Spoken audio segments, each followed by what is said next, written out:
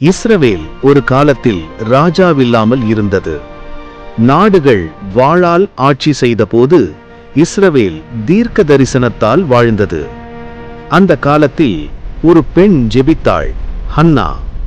அவளுடைய கண்ணீர் மட்டுமல்ல, அது ஒரு ராஜ்யத்தின் விதி. ஒரு குழந்தை பிறந்தான், சாமுவேல். அவனை தாயால் பிடித்து வைத்திருக்கவில்லை, அவனை தேவனுடைய கைகளில் ஒப்படைத்தாள்.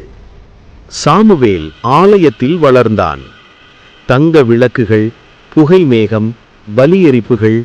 ஆனால் இஸ்ரவேலுக்கு தேவனுடைய குரல் மிக நீண்ட நாட்களாக வரவில்லை.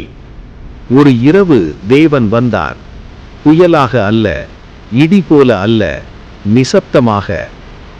சாமுவேல். குழந்தையின் கால் ஓடியது, ஆனால் அவனுடைய விதி எழுந்தது. கர்த்தரே, உம்முடைய ஊழியன் கேட்கிறான். அந்த இரவு தீர்க்க தரிசனம் திரும்பியது. காலை ஒரு குழந்தையாக இருந்தவன் மாலையில் ஒரு நாட்டின் வாயாக மாறினான். இனி இஸ்ரவேல் தனியாக இல்லை, தேவன் ராஜர்களை எழுப்ப போகிறார். ஒருவனை எண்ணெயால் அபிஷேகம் செய்து ஒரு வம்சத்தை ஆரம்பிக்கப் போகிறார். அதை யார் செய்ய போகிறார்?